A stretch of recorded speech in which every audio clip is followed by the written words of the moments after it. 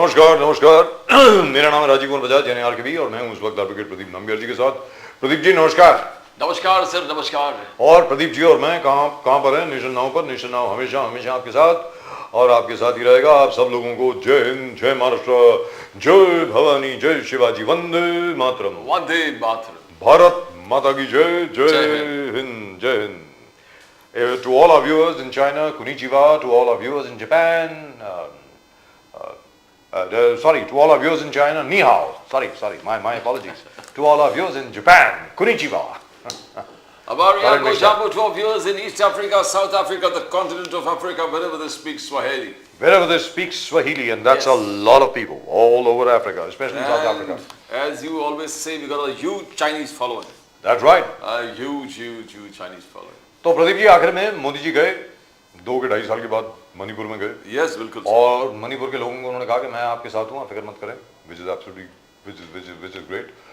And more or less Manipur has been pacified, so to speak. अगर आप देखें तो मणिपुर हो गया है, but I hope it remains because the point is, as far as I know, the drug problem still remains. There are about 3 or 4 countries involved, 3 या 4 देश उसके अंदर सम्मिलित हैं। उन सब के बीच में बैलेंस क्रिएट करना बिना आर्मी को भेजे हुए उन सब लोगों की टेरिटरी में, जैसे शान हिल्स जो हैं म्यांमार में, all those Karen rebels they are involved.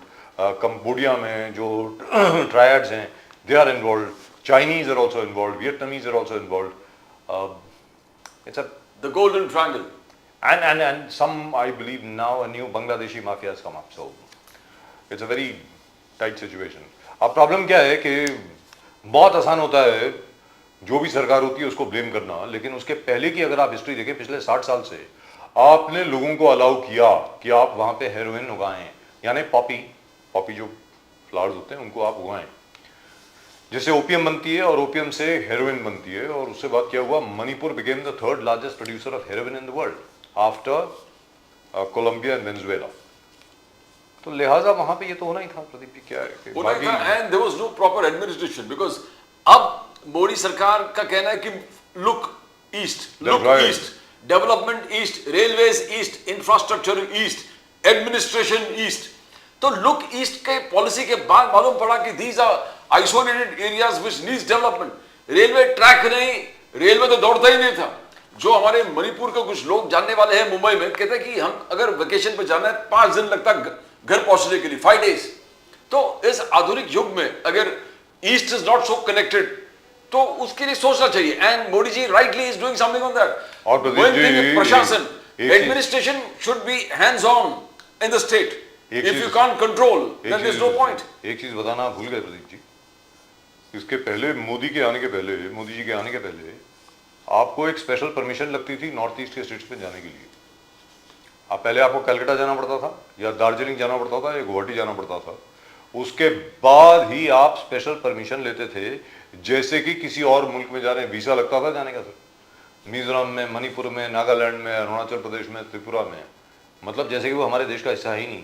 आज की तारीख में जो वहाँ पे रेलवे बन गई, हाईवे बन गए, एयरपोर्ट्स बन गए और एयरपोर्ट चालू हो गए, मतलब it's been a massive achievement. आप जो मर्जी कह लीजिए, there will be people of course who will say कि ये क्या है, क्या बकवास है वगैरह वगैरह, व्हिच इज फाइन। अब भाई 60 साल से आपने वहाँ पे रेलवे नहीं बनाई, 60 साल से आपने वहाँ पे हाईवे ठीक नहीं बनाई, अब 60 के 70 साल से आपने वहाँ पे वो क्या है जो एयरपोर्ट थे सेकेंड वर्ल्ड वॉर के, उनको फंक्शनल नहीं किया। They could have been used for civilian use, but now it's been done, which is fantastic. But the other subject which has grabbed the imagination of just about everybody is what we have been talking about now for the last 1 month कि भैया Asia cup में India Pakistan का match है कल और वो होने वाला है। बिल्कुल। और अभी आप चिल्ला रहे हैं कि बॉयकॉट करो, बॉयकॉट करो, बॉयकॉट करो, बॉयकॉट करो। उसके पहले जाकर के आपको सरकार से बात करनी चाहिए थी, सरकार को बोलना चाहिए था कि भाई बीसीसीआई से बात करे। अब प्रॉब्लम यहाँ पर यह है कि board of control for cricket in India, उनका ये कहना है कि we are signatories, Indian international cricket council के हम लोग सिग्नेटरी हैं भाई, कि जो टूर्नामेंट होती है मल्टीलैटरल टूर्नामेंट जिसमें बहुत देश इन्वॉल्व हैं, उसमें हमें खेलना पड़ता है। बायलैटरल हम कोई सीरीज नहीं खेलेंगे पाकिस्तान के साथ, पाकिस्तान इंडिया की कोई सीरीज नहीं होगी, पाकिस्तान इंडिया की कोई T20 नहीं होगी, पाकिस्तान इंडिया की कोई अलग से ओडीआई सीरीज नहीं होगी, यानी वनडे इंटरनेशनल नहीं होगी, कोई भी नहीं होगा। बट द पॉइंट इज विरोध कौन कर रहा है? सबसे विरोध जो कांग्रेस को करना था, they are not doing it. They are not doing it. Uddhav बाला साहब Thackeray, he is doing the maximum. Uddhav बाला साहब ठाकरे सेना एकदम वोसिफोरस है, बांग को लेकर के नहीं खेलना चाहिए। ऑपरेशन सिंदूर का जो स्पिरिट है उसके खिलाफ है। पानी और अगर खून एक साथ नहीं बह सकता तो पानी और क्रिकेट किस प्रकार से मिलेगा? ये उद्धव बाला साहब ठाकरे, आदित्य ठाकरे, संजय राउत कंटिन्यूसली इस चीज को हाईलाइट कर रहे हैं। But what about India alliance? India alliance का स्टैंड क्या है? That is what, because Congress mixed reactions है। कार्ति चिदम्बरम कह रहा कि we should contest, we should play the cricket match, and nobody else objected to it. And Rajiv Shukla also says we should play the cricket match. Yes. Rajiv Shukla himself is involved. बिल्कुल। तो जो main opposition party है वो विरोध नहीं कर रहा जी। है, बट उद्धव जी जो भी कर रहे हैं ठीक है, it is pondering, making us think कि क्या जरूरी था क्या मैच खेलना। नहीं, we could have what we could have done is we could have boycotted the entire tournament. ये बोल सकते थे भाई हम नहीं खेलेंगे, और हर बार फिर आपका यही होना चाहिए स्टैंड, जैसे साउथ अफ्रीका के रंग भेद पॉलिसी के खिलाफ था, अपार्थाइड पॉलिसी के खिलाफ आपका था कि साउथ अफ्रीका की टीम जहां पर भी होगी हम नहीं खेलेंगे। तो फिर आप हॉकी क्यों खेल रहे हैं, वॉलीबॉल क्यों खेल रहे हैं प्रदीप जी, कबड्डी क्यों खेल रहे हैं, बॉक्सिंग क्यों कर रहे हैं उनके साथ, रेसलिंग के मैचेस क्यों हो रहे हैं, चेस के मैचेस क्यों हो रहे हैं? मना कर दीजिए, पाकिस्तान के साथ कोई कॉन्टैक्ट ही नहीं रखिए, और उनका जो एम्बेसडर है उसको पर्सनल नाम डाटा डिक्लेयर कीजिए दिल्ली में और उनको रवाना कर दीजिए, बोल दीजिए भाई साहब आप जाइए, we don't want to keep any relation with you. ये तो मतलब यू कांट हैव, क्या है कि क्रिकेट की वजह से सब लोगों का, क्रिकेट के साथ सब लोगों का बहुत ज्यादा प्यार है, बहुत लोकप्रिय गेम है, इसकी वजह से everybody just goes crazy over cricket. But cricket is not the only game. Then boycott Pakistan over everything, or start talking to Pakistan. And in any event, at the moment, you don't have a choice. Pradeep ji, आज की तारीख में आपके पास choice है नहीं. We have now shaken hands with China. और China के साथ एक बार हैंडशेक हो गया, 2.5 लाख के करीब उन्होंने वीसा भी ओके कर दिए, यहाँ से भी सब कुछ हो गया। Chinese companies are coming here, Indian companies are going to China, and China is very, very close to Pakistan. At the end of the day, we'll have to talk to everybody. Let's be very, very clear. Let's go straight across to our guests. I think we are joined by some very important guests indeed. Can we go to our guests, please? There it is. Ashok Yadav ji, namaskar. नमस्कार। नमस्कार sir, नमस्कार। जरा unmute कर लें sir अपने phone को, आपकी आवाज नहीं आ रही। अशोक यादव जी, नमस्कार sir. I can't hear Yadav साहब। यादव जी नमस्कार। अरे भाई, अशोक यादव जी की आवाज बिल्कुल नहीं आ रही है। Can you do something about it? Shailesh Pandey ji नमस्कार। नमस्कार नमस्कार राजीव जी, जय श्री राम, जय श्री राम। हर हर। और our old friend doctor Sudhir Dhone साहब नमस्कार। How are you sir? हर हर महादेव सर। डॉक्टर ढोने, हर हर महादेव, हर हर महादेव। सो ढोने साहब, क्रिकेट मैच तो हो रहा है, कल आप देखेंगे इंडिया वर्सेस पाकिस्तान? नहीं, हम नहीं देखते सर मैच। नहीं देखते? क्यों नहीं देखते सर? क्रिकेट सारी दुनिया का खेल है sir, most popular game in the country. आपके राजीव शुक्ला जी खुद हैं, वो तो क्या एक्टिंग प्रेसिडेंट हैं या जो भी हैं बीसीसीआई के, क्योंकि रॉजर बेनी साहब रिटायर हो गए, तो मतलब एज बार उन पे लग गई, बाकी सब पे नहीं लगी है। तो और आप सर प्रोटेस्ट ज्यादा नहीं कर रहे हैं, मैंने देखा कांग्रेस के लोग जो हैं India versus Pakistan in the Asia cup, उसके बाद आप लोग ज्यादा प्रोटेस्ट नहीं कर रहे हैं। सबसे ज्यादा उद्धव ठाकरे जी प्रोटेस्ट कर रहे हैं। क्यों कर रहे हैं मुझे मालूम नहीं है। एक जमाने में मनोहर जोशी साहब प्रेसिडेंट हुआ करते थे मुंबई क्रिकेट एसोसिएशन के, और सीनियर वाइस प्रेसिडेंट हुआ करते थे बीसीसीआई के। तो why is the Congress not protesting sir? ढोने साहब। नहीं, कांग्रेस ने एक बार विरोध जताया सर, लेकिन कैसा है कि अभी गवर्नमेंट ने डिसीजन लिया है, विरोध तो किया है कि भाई ऐसा नहीं होना चाहिए, क्योंकि आप जब बोले कि वो देश के साथ संबंध नहीं रखने, उनका पानी भी बंद किया है, तो सरकार की हर जो नीति है पाकिस्तान के खिलाफ, उसका समर्थन कांग्रेस ने किया है। लेकिन अब ये तो कोई बात होगी, उनके खिलाड़ी आएंगे, दोनों देश खेलेंगे, तो ये तो दोस्ती के जैसा हो गया ना। खेल तो है ना, दो दोस्तों के बीच होता है, दुश्मनों के बीच तो होता ही नहीं है सर। अनुराग ठाकुर जी ये बोलते हैं और बाकी सब लोग भी यही बोलते हैं कि ये मल्टीलैटरल टूर्नामेंट है, कि we are signatories to the international cricket council ICC, we are signatories. तो क्या है कि इंडिया बॉयकॉट नहीं कर सकता है मल्टीलैटरल सीरीज को। बाइलैटरल हम नहीं खेलेंगे, कोई इंडिया पाकिस्तान के साथ अलग से कोई सीरीज नहीं होगी, इंडिया पाकिस्तान के साथ अलग से कोई टेस्ट मैच नहीं होगा, कोई अलग से वनडे इंटरनेशनल नहीं होगा, कोई T20 नहीं होगा, ये कहा गया है। लेकिन I hope that will be extended to every other game. मतलब फिर वो हॉकी भी नहीं खेलनी चाहिए उनके साथ, फिर बॉक्सिंग भी नहीं, रेसलिंग भी नहीं, चेस भी नहीं, कबड्डी भी नहीं, ये सब होना चाहिए ना सर? डॉक्टर ढोने, उनके साथ संबंध ही नहीं रखने चाहिए। ओह आई सी, ओके पाकिस्तान के साथ संबंध ही नहीं रखने चाहिए, क्योंकि वो हमेशा इनका बार बार होता आ रहा है। बार बार वो दहशतवादी को भेजते, इस देश के लोगों को मारते हैं, सेना के लोगों को मारते हैं, और फिर उनके साथ संबंध क्यों रखना है? जब मनमोहन सिंह जी प्रधानमंत्री थे तो वो कभी गए नहीं उनके यहाँ पे सर, कभी उनके देश में पाकिस्तान का दौरा नहीं किया उन्होंने। तो जी कांग्रेस का जो रुख था पाकिस्तान के खिलाफ ही था, जैसे को वैसा रुख था। लेकिन अभी ये तो अपने प्रधानमंत्री उनके यहाँ बिन बुलाए जाके भी आ गए, बिरयानी खा के आ गए, और अभी बोले इनका सर, ये पानी बंद बिरयानी कर कब दे खाई दो। सर? मैं तो ना मैं आपसे पूछना चाहता हूं, धोने साहब, कार्ति चिदम्बरम ने क्लियर कट कहा कि India should play Pakistan, India should play Pakistan, Karti Chidambaram ने कहा। राहुल गांधी जी की तरफ से, प्रियंका गांधी जी की तरफ से, खड़गे साहब की तरफ से कोई ऑफिशियल स्टेटमेंट नहीं है कि कांग्रेस विरोध कर रहा है इंडो पाकिस्तान मैच का। तो ये माना प्रिज्यूम किया जाएगा कि आप बीजेपी के साथ है कि क्रिकेट खेलना चाहिए, इंडो पाकिस्तान क्रिकेट होना चाहिए। कार्ति चिदम्बरम ने क्लियर कट कहा we should play cricket, clear terms में, दोनों साहब क्लियर टर्म्स में क्रिकेट खेलना चाहिए पाकिस्तान के साथ। कार्ति चिदम्बरम का स्टेटमेंट है दोनों साहब। नहीं, कार्तिक चिदम्बरम सर अभी कोई कौन सी पोस्ट पे है सर? बट कोई तो लीडर है ना आपका राहुल जी कुछ नहीं बोल रहा है, सोनिया जी कुछ नहीं बोल रहा है, प्रियंका जी नहीं बोल रहा है, खड़गे साहब नहीं बोल रहा है, कोई नहीं बोल रहा है कुछ। उद्धव ठाकरे जी खुलेआम निकल गए, फील्ड में उतरे, उद्धव ठाकरे जी, आदित्य ठाकरे जी, एवरीबॉडी प्रोटेस्टिंग। कांग्रेस के टॉप लीडर्स प्रोटेस्ट नहीं कर रहे धोनी साहब। नहीं, ऐसा है सर कि कांग्रेस का रुख, आप बोल रहे हैं ऐसा नहीं कर रहे, तो उसमें हम क्या बोल सकेंगे? जब सीनियर लीडर नहीं बोल रहे हैं तो हम भी नहीं कुछ बोल सकेंगे। लेकिन इस देश की जनता का जो मत है वो ऐसा है कि कांग्रेस, ये जो सरकार ने पाकिस्तान के साथ नहीं खेलना चाहिए, ये देश की जनता का मत है। लेकिन सर, कार्ति चिदम्बरम आपके एमपी है ना सर? नहीं ठीक है, एमपी होना आपके अलग मेंबर बात ऑफ है पार्लियामेंट सर, है सर। एमपी होना अलग बात है, किसी की वैयक्तिक राय भी रह सकती है। बड़े बड़े नेताओं के बारे में कहा, जो एक्स सीएम है उनके बारे में भी पार्टी ने बताया कि वो वैयक्तिक मत है, उनका पर्सनल ओपिनियन है, ऐसा हो सकता है।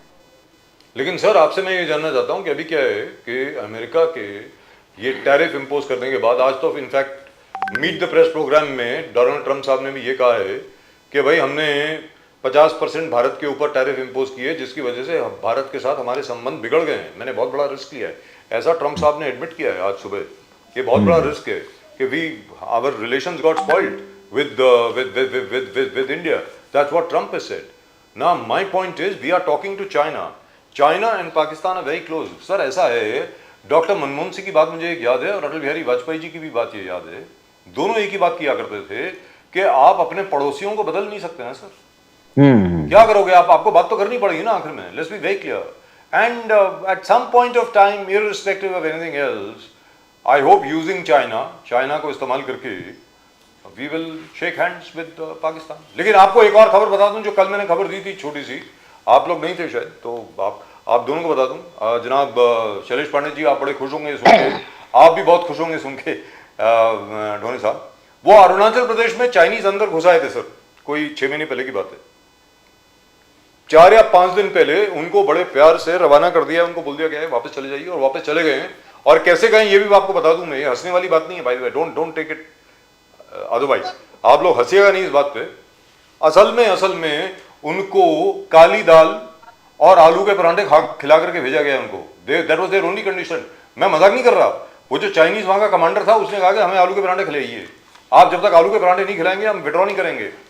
तो अरुणाचल प्रदेश में हमारी माउंटेन डिवीजन की जो मेस है, उसके अंदर चाइनीज को बुलाया गया, उनके लिए स्पेशल लंच बनवाया गया, मक्खन के साथ आलू के परांठे और काली दाल, जो उड़द की छिलके वाली दाल होती है ना, वो जिसको पंजाबी में माँ की दाल बोलते हैं, वो चाइनीज को बहुत पसंद है। और उसके बाद ये मालूम पड़ा, शैलेश पांडे साहब, ये मालूम पड़ा कि चाइनीज बेचारों को, फौजियों को बेचारों को खाना नहीं मिलता। चाइनीज के पास आज की तारीख में खाना नहीं है sir, they are in a bad state. I am not joking, this is because I have a nephew serving over there. मेरा खुद का भतीजा है वहां पे, उसने बताया। And they withdrawn now. वो अप्रैल 2020 की जो पोजीशन थी वहां पर चले गए सर। तो खैर, ये माँ की दाल और काली दाल और आलू के परांठे की तो बात अलग हो गई। ये मुझे लगता है नतीजा है शी जिनपिंग साहब और मोदी साहब के शेक हैंड का, मुझको ऐसा लगता है। आप बताएं सर अब शैलेश पांडे जी, एक तो मुझे ऐसा लगता है कि हमारे नेबरहुड में कुछ भी करना पड़े, क्योंकि आज की तारीख में देखिए साहब, ढोने साहब का इसमें अलग व्यू है, और ढोने साहब का जो व्यू होता है बहुत सटीक होता है सर, सुनने वाला होता है, मैं आपको बता रहा हूं। और ढोने साहब की जो इन्फॉर्मेशन होती है बहुत जबरदस्त होती है। एक्चुअली क्या है कि मुझे ऐसा लगता है डॉक्टर ढोने को बीजेपी में होना चाहिए, वेरी फ्रैंकली, लेकिन उसके बारे में भी बात करेंगे। लेकिन सर ये क्या है कि आखिर में श्रीलंका, बंगाल यानी बांग्लादेश और अब नेपाल, इन तीनों देशों की सरकार गिराई गई, इसमें कोई दो राय नहीं है। ये सब जो चल रहा है जान करके चल रहा है। और उसके पहले Pakistan, let's not forget Pakistan, Imran Khan को भी वार किया गया। सर क्या भारत के साथ भी ऐसी साजिश हो रही है? मुझको तो ऐसा लगता है मोदी जी के खिलाफ साजिश है, मुझको ये लगता है। अब आप बोले शैलेश पांडे जी। जी देखिए राजू जी, बहुत ही गंभीर विषय और गंभीर प्रश्न आपने देश के सामने उठाया, और सही में ये मामला सही में बड़ा ही गंभीर है। आप थोड़ा सा पीछे जाएं, आप देखते हैं कि 2020-21 में सबसे पहले ये म्यांमार में तख्ता पलट, और म्यांमार में जिस तरह से तख्ता पलट हुआ वो पूरी दुनिया ने देखा। उसके बाद अफगानिस्तान में तख्ता पलट हुआ, एक लोकतांत्रिक सरकार को हटाकर तालिबान का शासन लाया गया। उसके बाद आप आइए श्रीलंका में वहाँ पर किस प्रकार से लोग रास्ते पर उतरे, संसद भवन, प्रधानमंत्री कार्यालय, राष्ट्रपति कार्यालय घुसकर क्या किए, दुनिया ने देखा। उसके बाद पाकिस्तान में इमरान खान का सत्ता पलट किया गया, इमरान खान को जेल में डाला गया, अभी भी जेल में, और उसके बाद अभी भी जेल में है। और उसके बाद बांग्लादेश में किस प्रकार से तांडव हुआ, आग लगी, हमारे हिंदू मंदिरों को जलाए गए, भगवान को जलाया गया, हिंदुओं का मारकाट किया गया, और किस प्रकार से विभत्सता से वहां पर सत्ता पलट किया गया। और अभी अभी हमने देखा है नेपाल में किस प्रकार से वहां के छात्र, युवा, जेनजी, जो 13 वर्ष से 28 वर्ष के छात्र और युवाओं का एक समूह हम जिसे कहते हैं, उनके माध्यम से ये सारी चीजें हुई। ये बड़ा ही गंभीर विषय है। और सबसे बड़ी बात तो ये है, आप देखिए हिंदुस्तान के चारों तरफ के ये देश है, पड़ोसी देश है। आप म्यांमार से शुरू हुआ एक तरफ से नॉर्थ ईस्ट से, और ये पूरा हिमालय की तरफ आकर नेपाल में खत्म हुआ, सिर्फ भूटान बचा है। पूरा एक राउंड, एक गोल चक्कर हिंदुस्तान के चारों ओर लग गया है। और सबसे बड़ी बात ये आप देखेंगे राजीव जी कि जो पैटर्न है ये जन आंदोलन का, सत्ता पलट का, सरकार को गिराने का, वो एक ही प्रकार का सत्ता पलट है, एक ही प्रकार का वो पैटर्न है, इस पैटर्न। और अगर हम गहराई से अध्ययन करते हैं तो ये पैटर्न अपने देश में भी एक बार इस्तेमाल किया गया था, ऐसा लगता है। और उसके बाद भी जिस प्रकार से हमारे देश के विरोधी पक्ष नेता विदेशों में जाकर भारत के खिलाफ, भारत के प्रधानमंत्री के खिलाफ अपना वक्तव्य देते हैं विदेशों में जाकर, ये भी एक गंभीर प्रश्न खड़ा करता है। पांडे जी विदेश की नहीं, संजय राउत और अखिलेश यादव देश के अंदर बैठ के बोल रहे हैं कि नेपाल जैसे स्थिति यहां पर है। कल अखिलेश यादव जी का स्टेटमेंट था, उससे पहले संजय राउत जी, उद्धव ठाकरे जी का स्टेटमेंट था कि नेपाल जैसे सिचुएशन यहां पर आएंगे। अखिलेश यादव जी इसको वोट चोरी के साथ जोड़ रहे हैं। बाहर जाने की जरूरत है, देश के अंदर ही नेतागण चिल्लाने लगे हैं कि नेपाल जैसे सिचुएशन भारत में कभी भी उमड़ सकता है। पांडे जी नहीं, देखिए मैं आपको क्लियर कट बताता हूं, इस देश की मिट्टी में वो ताकत है। ये देश देशभक्तों का देश है। इस देश में ये भगत सिंह, चंद्रशेखर आजाद, राजगुरु का देश है। ये आचार्य चाणक्य का देश है। ये चंद्रगुप्त मौर्य का देश है। ये छत्रपति शिवाजी महाराज, छत्रपति संभाजी महाराज और अहिल्याबाई होलकर का देश है। डॉक्टर बाबा साहब अम्बेडकर का देश है। महात्मा फुले का देश है। ये मंगल पांडे का देश है, जो अपने देश के लिए अपनी सर कटा सकते हैं, अपने देश के रक्षा के लिए, अस्तित्व के लिए, स्वाभिमान के लिए, स्वतंत्रता के लिए लाखों लोगों ने बलिदान दिया है। और इस देश में जो देश की आम जनता है, लोग है, वो कभी भी इस प्रकार से देश के खिलाफ आगजनी करना, देश के खिलाफ षड्यंत्र में शामिल होना ये नामुमकिन है, नहीं हो सकता। और ये मुझे पूरे देश की जनता पर विश्वास है, और साथ ही मुझे देश की जनता का जो आज विश्वास है, वो देश की जनता भी आज के जो देश के प्रधानमंत्री नरेंद्र मोदी जी हैं, और वो तो प्रधान सेवक अपने आप को कहते हैं, उन पर इस देश के 140 करोड़ जनता का पूर्ण विश्वास है, भरोसा है। और इसलिए आज पूरा देश 140 करोड़ भारतीय हिंदुस्तानी नरेंद्र मोदी जी के साथ है। और लेकिन आदरणीय शैलेश नरेंद्र पांडे मोदी जी, जैसा ये कहा जा रहा है- नेतृत्व भारत के साथ जब तक है, जी, जी, तब जी। तक यहाँ पर ये दुरुस्त इस बात है। प्रकार का किसी भी प्रकार का षड्यंत्र इस देश की जी, मिट्टी जी, जी। की जनता और लोग कामयाब नहीं होने देंगे। भले कुछ लोग कुचक्र रच ले, साजिश में शामिल हो जाए, अखिलेश षड्यंत्र कर यादव, ले। अखिलेश यादव, संजय राउत, उद्धव ठाकरे क्लियर कट चिल्ला चिल्ला के बोल रहे नेपाल जैसे सिचुएशन होने वाला है, कभी भी हो सकता है यहां पर। पांडे जी, संजय राउत सवेरे 9 बजे का वो बांग देने वाला मुर्गा है, वो उस पर कौन आज एतबार करता है, कौन उनको सीरियसली लेता है? उनका तो काम ही वही है। कैसा है, अगर वो बोलेंगे नहीं तो उनको सामना से पेमेंट नहीं मिलेगा, तो वो बेचारे तो पेमेंट पे एक नौकर हैं सामना के, शिवसेना के, तो उनका तो काम है, वो काम है अनाप शनाप बोलना, और वो बोलते रहेंगे, उससे कुछ फर्क नहीं पड़ता। लेकिन शैलेश पांडे जी, यहां पर यह कहा जा रहा है कि ये साजिश जो रची गई है, ये शायद सीआईए द्वारा रची गई है, अमेरिकी सीआईए। वो फॉरेन हैंड की बात फिर आ रही है। कई लोग बोल रहे थे कि पहले कि इसमें चाइना का हाथ है, अब ये कहा जा रहा है कि ये सीआईए की प्लेबुक है, जो शुरू हुई थी टूनिसिया से अरब स्प्रिंग के दौरान, यमन तक गई, सीरिया में गई, इराक में गई, अफगानिस्तान में गई, और न जाने कितने और देशों में, लिबिया, हर जगह पे ये कहा गया कि ये this playbook of the CIA, कि सोशल मीडिया को इस्तेमाल कीजिए, लोगों के बीच में आपसी झगड़े, मतलब और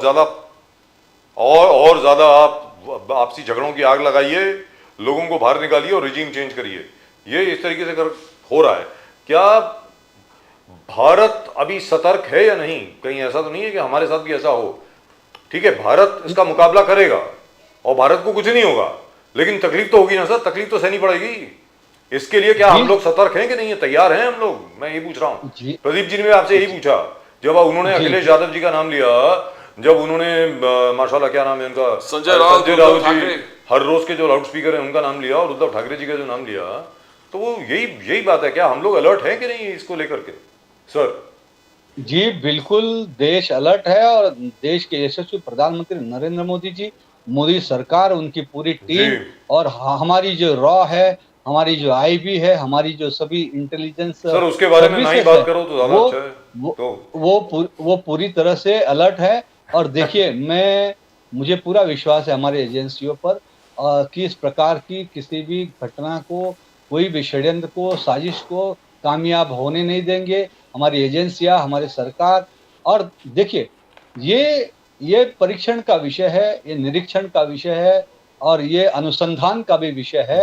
जिस प्रकार से, जिस पैटर्न से ये सारे सत्ता हटाई गई हैं और सारी चीजें हुई हैं, ये सुपर पावर जो तथाकथित है इस दुनिया के, वो तो इसके पहले कि मैं ढोले साहब के पास जाऊं, आपसे एक बार फिर पूछ लें सर, इंडिया पाकिस्तान मैच, पहले नंबर 1, क्या आप मैच देखेंगे? मैं तो देखूंगा सर, मैं तो क्रिकेट का फैन हूं, जहां मर्जी जिसके बीच में भी क्रिकेट होती है मैं तो देखता हूं सर। तो और दूसरी बात ये थी कि इसी चैनल के ऊपर न जाने कितनी बार हम लोगों ने पूछा, आपसे भी पूछा गया, आपका भी मत उस वक्त यही था कि इंडिया पाकिस्तान के बीच में मैच नहीं होना चाहिए, लेकिन अब हो रहा है तो क्या करें? सर, आपको लगता नहीं है कि लोगों को एक अच्छा एक्सप्लेनेशन देना चाहिए, स्पष्टीकरण देना चाहिए कि भाई क्यों अलाउ किया है? आपको लगता नहीं है ऐसा होना चाहिए? अनुराग ठाकुर जी ने पूना में कहा कुछ, लेकिन फिर भी मुझे ऐसा लगता है कोई सीनियर आदमी अगर बोले, अमित शाह साहब बोले या कोई और बोले, तो लोगों को काफी शांति होगी, अंदर अंदर कुछ संतोष होगा कि यार इस पे ज्यादा प्रोटेस्ट नहीं करना चाहिए। क्या लगता है सर आपको, पांडे साहब? देखिए राजीव जी, इसमें ये भी क्लियर समझना चाहिए कि ये जो तो मैच हो रहा है, ये सीधा सीधा पाकिस्तान और हिंदुस्तान के साथ नहीं हो रहा है। इसमें दो देशों के बीच या दो देशों के जमीन पर ये मैच नहीं हो रहा है। ये एक अन्य ऑर्गेनाइजेशन के द्वारा आयोजित किया गया बहुत सारे देशों को मिलाकर एक टूर्नामेंट है जी।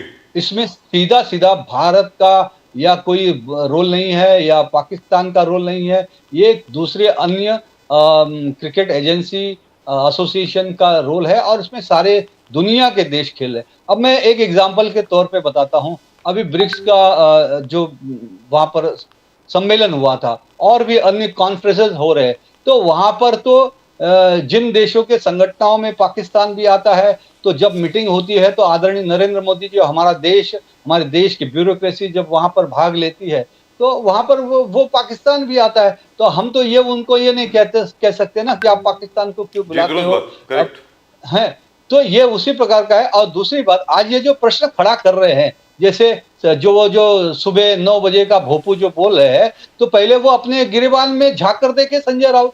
यही मुंबई के अंदर जब लोकसभा का चुनाव था तो इनके जो लोकसभा के उम्मीदवार थे उनके चुनाव प्रचार में पाकिस्तानी झंडे लहराए गए थे और सर तन से जुदा के नारे लगाए गए थे और किस प्रकार से हरे झंडे और क्या क्या चीजें की गई थी। तब तो इन्होंने उस पर ऑब्जेक्शन नहीं लिया। तब तो जो आतंकवाद बम ब्लास्ट के केस के अपराधी थे, गुनहगार थे, वो भी इनके रैलियों में, वो इनके चुनाव प्रचार में इनके शामिल थे। ये बम ब्लास्ट के अपराधियों से प्रचार कराने वाले ये जो लोग हैं, ये किस नैतिकता से ये बात करते हैं? ये डॉक्टर ढोने, जी सर, इस विषय पे बात करने का। जी सर, आप डॉक्टर ढोने से बात कर लें सर। ढोने साहब, सो फाइनली आप बड़े खुश होंगे आज तो, you must be very happy.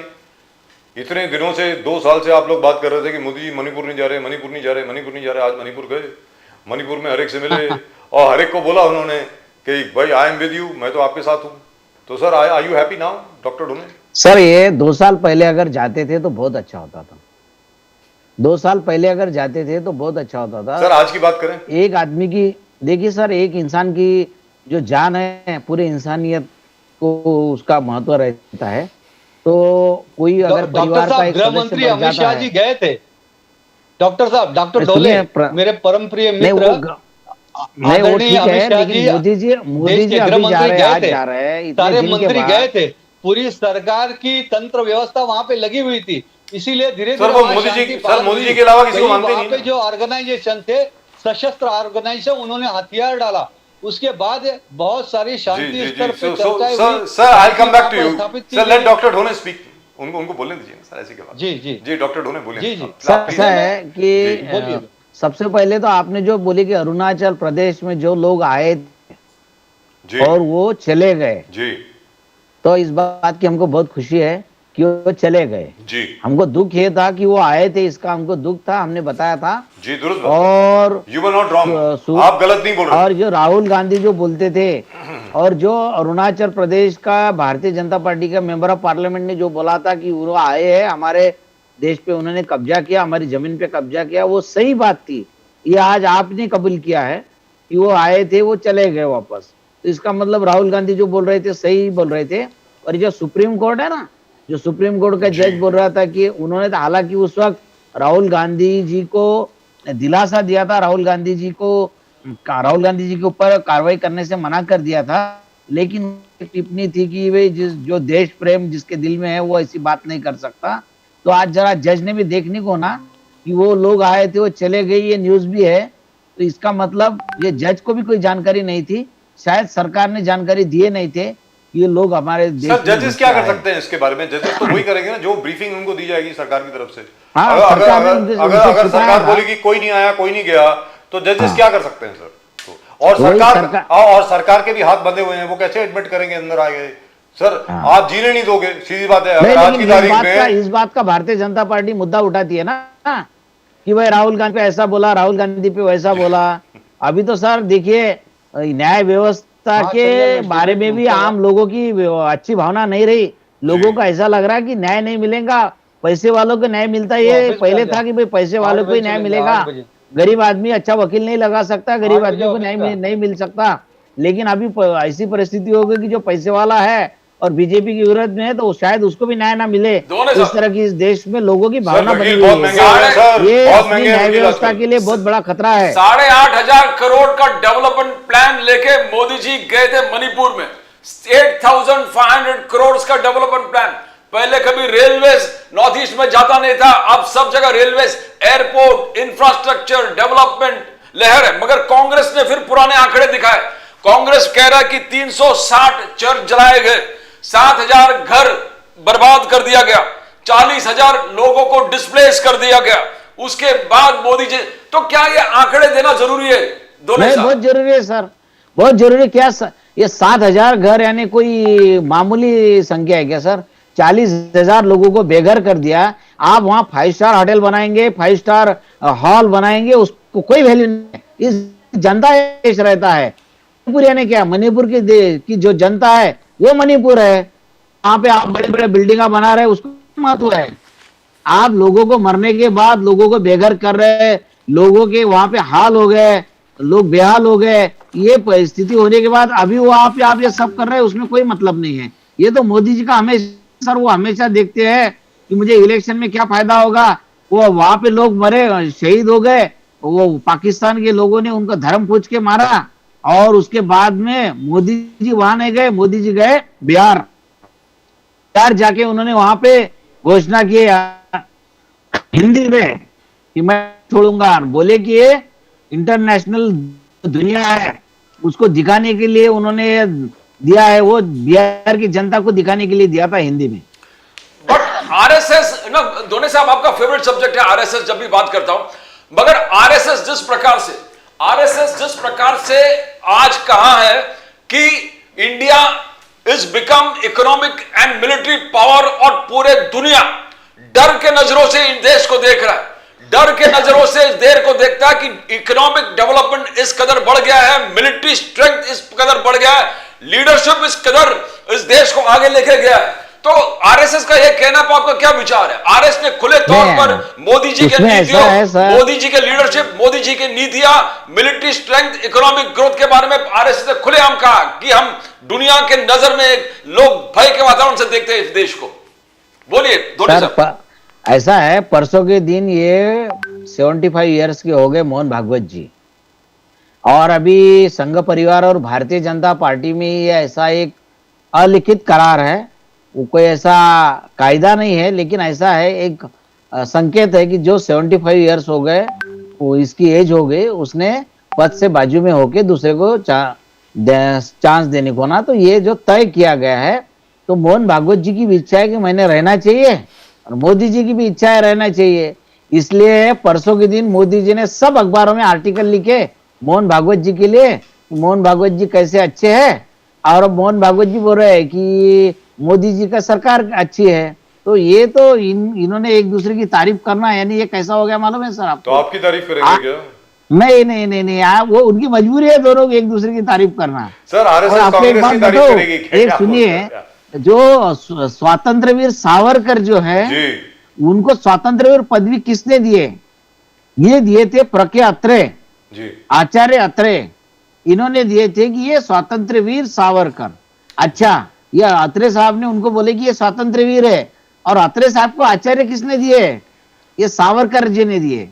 ये प्रज्ञ अत्रे आचार्य अत्रे है, तो इन्होंने इनको आचार्य दिए और इन्होंने इनको सावरकर दिए, स्वातंत्रवीर दिए।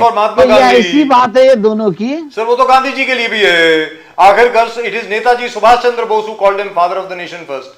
नेताजी सुभाष चंद्र बोस की सुभाष चंद्र बोस को तो पूरा हिंदुस्तान मानता है सर जी। सिंगापुर से जो उनकी ब्रॉडकास्ट, भारतीय जनता पार्टी के लोग मानते, पूरा हिंदुस्तान मानता है सुभाष चंद्र। कोई ना कोई देता है ना सर, उसमें क्या हो गया? कोई ना कोई किसी को कोई उपलब्धि देता है ना, क्या है? नहीं तो हमने कहा बोले कुछ बुरा बोले तो right, I think we got Ashok Yadav ji with us. इन्होंने एक दूसरे को दे दिए सर। समाजवादी पार्टी का अशोक यादव जी अपने साथ है सर, जरा उनके पास चले जाऊं, इसके पहले कि दोबारा उनका नेटवर्क चले जाए। अशोक यादव जी नमस्कार। नमस्ते। नमस्कार। सो अशोक यादव जी, कल इंडिया पाकिस्तान का मैच हो रहा है सर।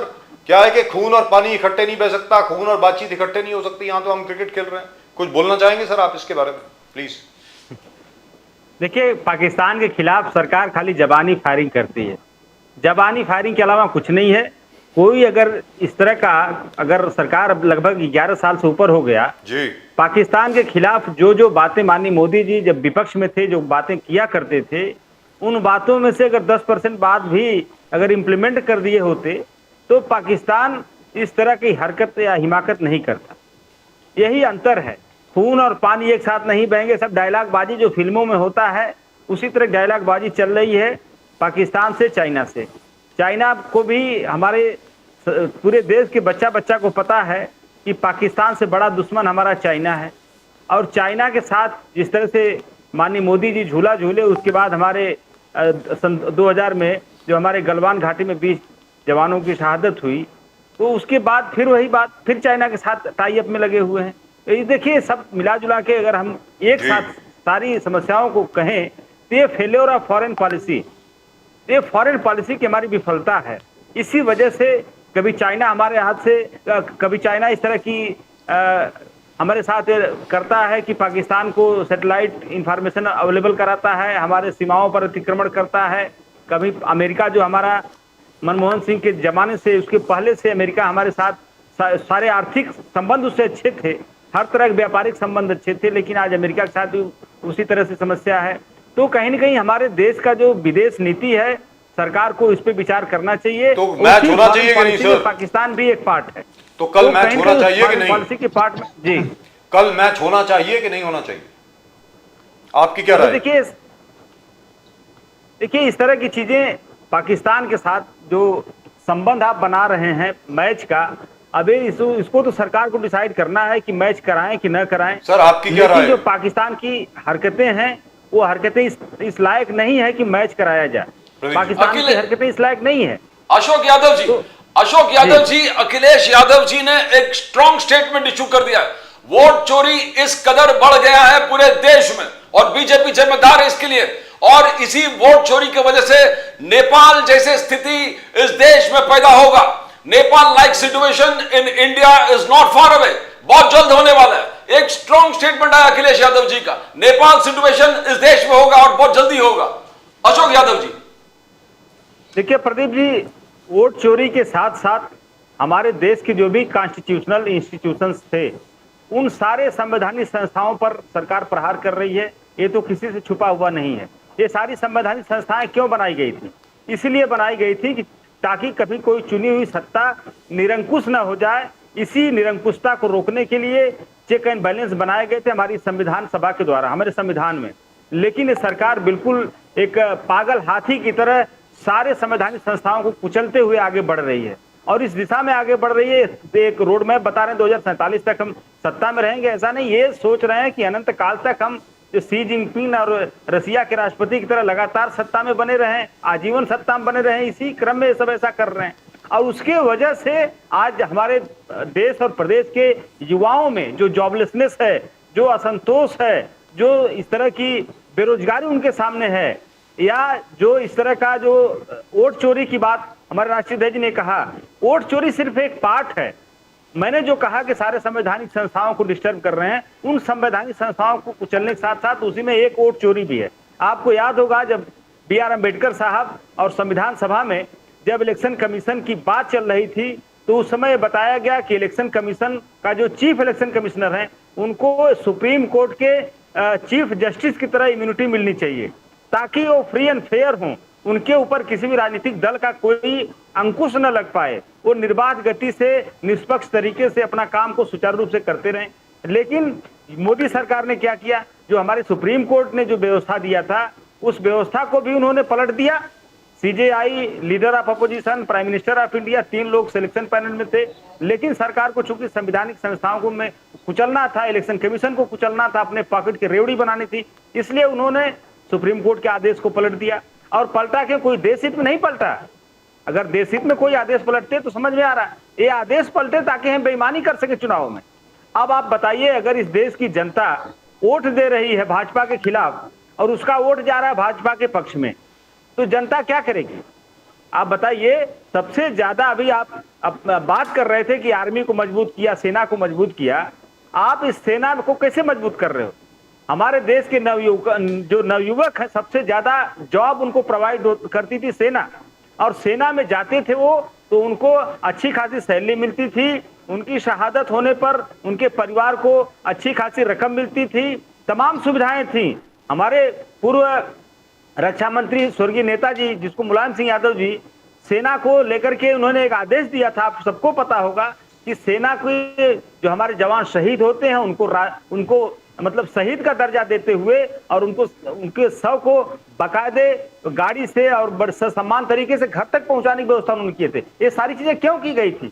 ताकि हमारे सेना के जवान एक देश भावना से ओतप्रोत रहें, देश के लिए मर मिटने के लिए तैयार रहें। ये सब चीजें इसलिए की गई थी, लेकिन इस देश के जवानों को भी, सेना के जवानों को आपने 4 साल के ठेके पर रख दिया।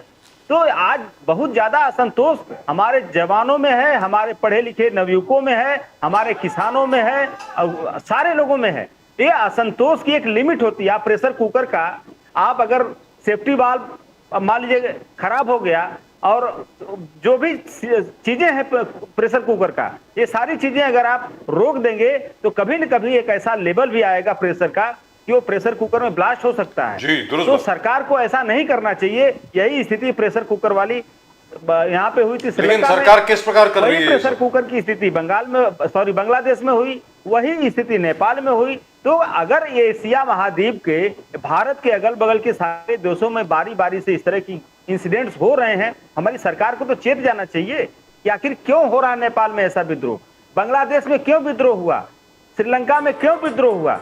ये सारी चीजें जो है रिसर्च करने की बात है कि सरकार को इस पर रिसर्च करना चाहिए। और सरकार को जो भी इस तरह की चीजें हो, हमारे देश का लोकतंत्र बहुत मजबूत है और हम लोग इस तरह की स्थिति नहीं चाहते कि देश में कभी आए भविष्य में। लेकिन अशोक यादव जी आपने कहा कुश्ता बनाए रखेगी तो समस्या आ सकती है। जी जी, अशोक यादव जी आपने कहा कि कॉन्स्टिट्यूशनल इंस्टीट्यूशंस जो हैं उनको अंडरमाइन किया गया। एक इलेक्शन कमीशन को छोड़ के और कोई इंस्टीट्यूशन है जिसको अंडरमाइन किया गया सर? इलेक्शन कमीशन यानी चीफ इलेक्शन कमिश्नर का जो सिलेक्शन है, सारे गवर्नर्स, उपराष्ट्रपति, आप मैं देखिए, वाइस प्रेसिडेंट जगदीप धनखड़, वो एक संस्था होती है। उपराष्ट्रपति एक संस्था होती है, एक व्यक्ति नहीं होता जी। वो जब तक वो गाना गा रहे थे, फिल्मी गाना, जो तुमको हो पसंद वही बात कहेंगे, तुम दिन को अगर रात कहो रात कहेंगे, जब तक वो गाना गाए मोदी सरकार के साथ, तब तक उनका ब्लड प्रेशर सही था, उनका शुगर सही था, उनका स्वास्थ्य सही था। जैसे उन्होंने दिन को दिन और रात को रात कहना शुरू किया, उनका बीपी वगैरह सब डिस्टर्ब हो गया, वो बीमार हो गए, उनका इस्तीफा हो गया। राधा कृष्ण साहब के साथ भी वही स्थिति है। पांडे जी के गाना गाएंगे, मिले सुर मेरा तुम्हारा तो सुर बने हमारा, तब तक तो उनका भी काम चलेगा, नहीं तो उनकी भी तबीयत खराब हो जाएगी बीच में। पांडे जी, 2 गीत के माध्यम से अशोक यादव जी ने पूरे जो शेप है बीजेपी का और बीजेपी के गवर्नेंस का धज्जिया उड़ा दिया। आप करना चाहते हो, पूरे इंस्टीट्यूशन को आपने अपने कब्जे में रखा। पांडे जी हर चीज अपने हाथ में कब्जे में रखकर, और फिर आरएसएस कह रहा है कि देश तरक्की कर रहा, मिलिट्री स्ट्रेंथ ये है, इकोनॉमिक ग्रोथ ये है। इसको जिस प्रकार से अशोक यादव जी ने कैसे देखते हो पांडे जी? रिप्लाई। मैं यही कहूंगा, देश हित के विषय में राष्ट्रभक्ति ले हृदय में हो खड़ा यदि देश सारा, संकटों पर मात देकर राष्ट्र विजयी हो हमारा। आज ये पूरे विश्व के परिदृश्य में और विशेष तौर से जो हिंदुस्तान के इर्द गिर्द के देश हैं, हिंदुस्तान के पड़ोसी देश हैं, मैंने पहले ही कहा कि म्यांमार से लेकर नेपाल तक ये जो सत्ता पलट हुआ है, जो जन आंदोलन हुआ, या जो डीप स्टेट की थ्योरी, कठपुतलियां बिठाई जा रही हैं, ये सारी चीजें हिंदुस्तान में ना हो, इसके लिए 140 करोड़ देशवासियों के एकजुट होना पड़ेगा। विरोधी पार्टियों को भी अपनी भूमिका स्पष्ट करना होगा कि देश प्रथम है या पार्टी प्रथम है, देश प्रथम है या पार्टी का स्वार्थ प्रथम है।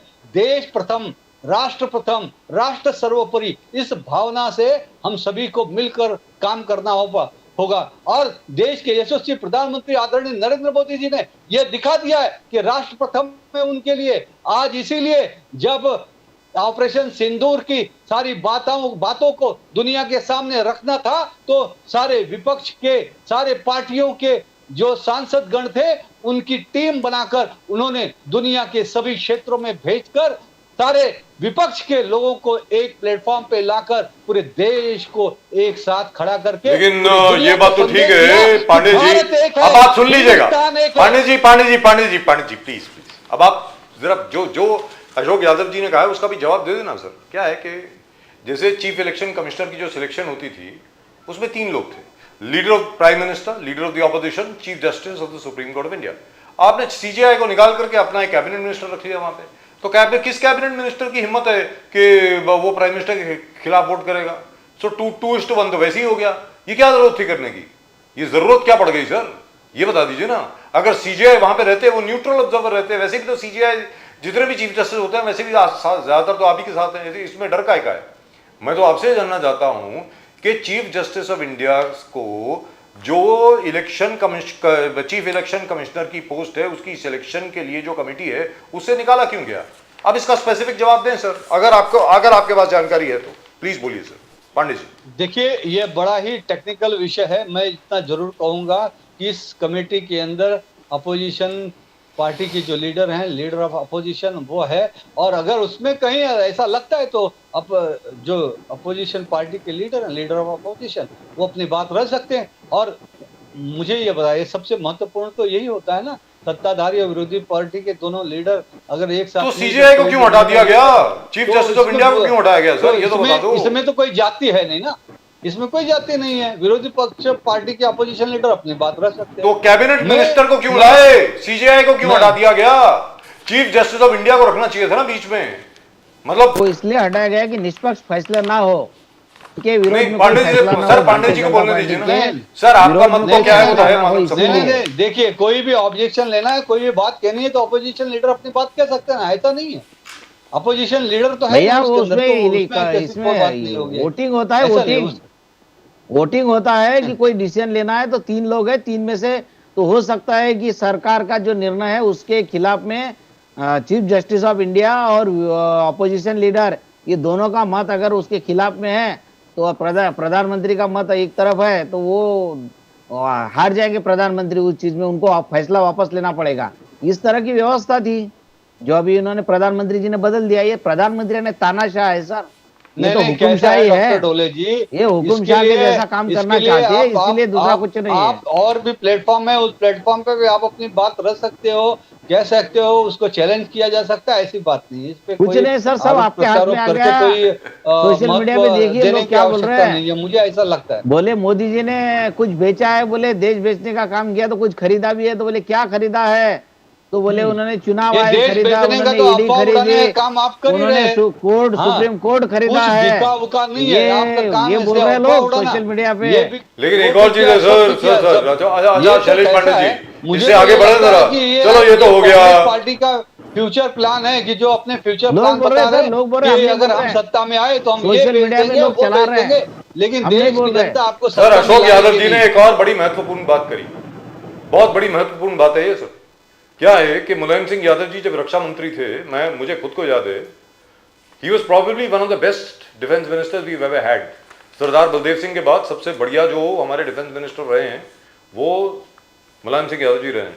और जिस प्रकार उन्होंने पूरी डिफेंस मिनिस्ट्री और फाइनेंस मिनिस्ट्री को सीधा खड़ा कर दिया था, जब कोई इक्विपमेंट लेट हो जाता था, मुझे खुद को याद है अभी तक, वो स्नो स्कूटर्स मंगाए गए थे साइचिन के लिए, और वो 2 क्लर्क थे फाइनेंस मिनिस्ट्री में जिन्होंने ऑब्जेक्शन लिख दी थी, we can not okay such a budget. तो मुलायम सिंह यादव जी ने कहा था कि मैं तुम्हारी ट्रांसफर करा रहा हूं अभी साइचिन ग्लेशियर, वहां पर जाकर के सर्व करो, serve the rest of your time in the government over there. 2 minute में एक चीज ओके हो गई थी सर, मुझे अभी तक याद है। तो मुलायम सिंह यादव साहब ने जो कहा था कि आप चाइना को ट्रस्ट ना करें सर, आज की तारीख में चाइना जो हम लोगों की तरफदारी कर रहा है, अमेरिका के खिलाफ बोल रहा है, उसका खुद का स्वार्थ है sir. Let's be very clear, they can not do without India. मैं आपको बता रहा हूं, चाइना के अंदर there is a food scarcity, I am not joking. आप जरा पढ़ लीजिए, चाइना में आज की तारीख में अनाज की इतनी बड़ी कमी है, इतनी बड़ी कमी, हालत खराब होने वाली है उनकी। नंबर 2, उनका जो रियल एस्टेट पूरा का पूरा जो सेक्टर था वो पूरा कोलैप्स हो गया है। और नंबर 3, जो लग्जरी कंज्यूमर आइटम जो बनाते थे, क्या है कि चाइना को कोई खास फर्क पड़ने वाला नहीं है अगर उसमें 100% टैरिफ क्या 1000% टैरिफ लगा दीजिए, क्योंकि वैसे भी जो चीजें वहां पे बन रही है कोई खरीदने वाला नहीं है। अनलाइक इंडिया, इंडिया में ऐसा है, मैं आप ही के पास आ रहा हूं पांडे साहब, इंडिया में ऐसा है, अगर आज डॉक्टर ढोने, अशोक यादव जी आप कुछ बनाते हैं ना, तो आपके पास 150 करोड़ जनता है बेचने के लिए। चाइना के पास ऐसा नहीं है। China is making all the luxury items of the west, Louis Vuitton, Giorgio Armani, Ralph Lauren, Donna Karan New York, ये सब जो हैं ये चाइना में बनते थे। This was the factory of America. Now because prosperity in Europe and America has gone down, nobody is there to buy these goods. So China की अब बहुत बड़ी मजबूरी हो गई है कि हिंदुस्तानी मार्केट को फुल एक्सेस मिल जाए ताकि वो अपनी चीजें यहां बेच सकें। सर जरा ध्यान से रहिए शैलेश पांडे जी, मैं फिर आपको बोल रहा हूं, असली दुश्मन चाइना, ये जो जी जिनपिंग साहब दिख रहे हैं ना, ये मेरा क्या है, मेरा यार चिनचिनचू क्या करेगा कब किसी को मालूम नहीं है। अब आप बोलें सर, पांडे साहब प्लीज। जी बिल्कुल, मैं आपकी बात से पूरी तरह से सहमत हूँ राजीव जी। और देश देश के प्रधानमंत्री नरेंद्र मोदी जी और देश की पूरी जो हमारी कूटनीतिक समिति है, वो पूरी तरह से इस बात से अलर्ट है। और हम चाइना से क्यों, हम सभी अन्य देशों से अलर्ट हैं, सभी जो संस्थाएं हैं उनसे अलर्ट हैं।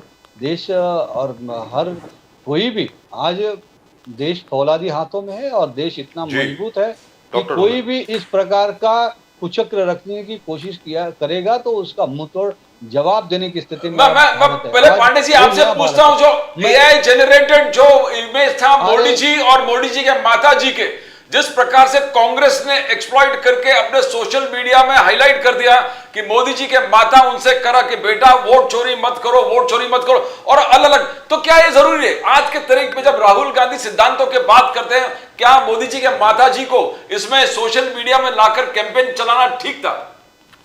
पांडे जी।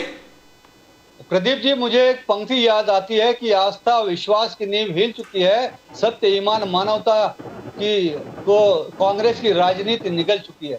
जिस प्रकार से देश के यशस्वी प्रधानमंत्री नरेंद्र मोदी, एक प्रधान सेवक, एक गरीब माँ के बेटे, एक चाय बेचने वाले के प्रधानमंत्री के माँ को गालियां दी गई स्टेज के ऊपर से, और गालियां देने के बाद उसका राजनीतिकरण करके उसके बाद उनका एआई का जिस तरह से वीडियोग्राफी चित्रण करके उसको ऑफिशियल पार्टी के ट्विटर से ट्वीट किया गया, लोगों के बीच में दिया गया, ये बहुत ही बड़ा अपमानास्पद है। मैं इसका निषेध व्यक्त करता हूं कठोर शब्दों में।